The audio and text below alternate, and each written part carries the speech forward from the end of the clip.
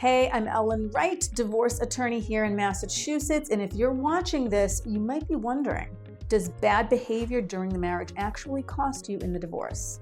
Does cheating matter? Does hiding money matter? Does draining the 401k to start a food truck with your cousin Brad matter? In Massachusetts, oh yes, and it can cost you plenty. So let's talk about how. Now, first, the myth we have to clear up. Massachusetts is a no-fault state. That means you don't have to prove your spouse is Satan to get divorced. You don't even have to discuss why the marriage broke down. You can just file under the irretrievable breakdown statute, and that is enough to get the process started. But here's what they don't tell you on the courthouse brochure. Just because we have a no-fault statute when it comes to ending the marriage, that doesn't mean we are no fault when it comes to dividing stuff up. That's right, when it comes to splitting the house, the retirement accounts, and that Peloton that no one has used since January, the judge can consider what each of you did during the marriage. Legally speaking, this all comes from Massachusetts General Law, Chapter 208, Section 34, which gives the court the factors they have to consider when making a determination. The length of the marriage, the contributions of each spouse, the income and opportunity for future acquisition, the health and ages of the parties, and here's the spicy part, the conduct of the parties during the marriage. Translation, if your spouse spent 3 years lying, cheating, and siphoning money into crypto while you were working 2 jobs raising kids, the judge does not have to pretend that that never happened. This is Massachusetts. We might be polite massholes, but we're not blind.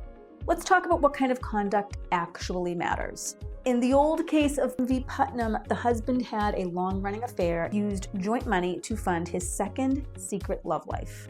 I'm talking travel, dinners, gifts, the whole double life starter pack. And the court said, nope. They factored in his conduct and gave the wife a larger share of the remaining assets. Because when you blow through marital funds so you can live out your rom-com fantasy with someone who isn't your spouse, that's not just adultery, that's economic misconduct. You don't get to steal from the team account and then still expect 50-50 at the settlement table.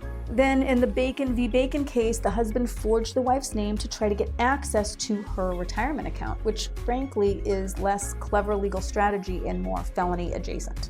The judge, unsurprisingly, did not reward that behavior.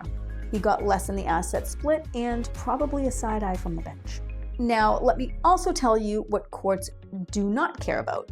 The judge is not going to adjust the property division because your spouse was emotionally unavailable or forgot your birthday or didn't clap when you got that promotion. They don't care that she stopped doing date night or that he played video games instead of talking about your feelings. So unless the conduct was financially damaging, abusive, or led directly to the breakdown of the marriage in an approvable way, it's probably not going to be moving the needle in your case. So no, Greg being kind of selfish doesn't mean you're going to get the whole 401k, but Greg opening secret credit cards in your name and blowing 30 grand on a pyramid scheme, that's another story.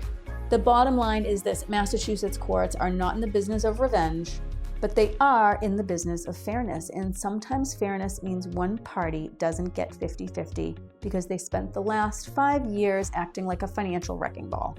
So yes, conduct does matter, but it has to be serious, documented, and legally relevant. And if that sounds like your situation, you need a lawyer who knows how to build that case, connect the financial dots, and walk the judge straight to the conclusion. At Wright Family Law Group, we know the case law and we know the strategy. And we're not here to play nice with liars and financial pyromaniacs. We're here to protect your future. So if you're facing divorce in Massachusetts and you think your spouse's behavior should be on the record, let's talk. Click the link in the description to schedule your free discovery call and subscribe for more real talk on Massachusetts divorce.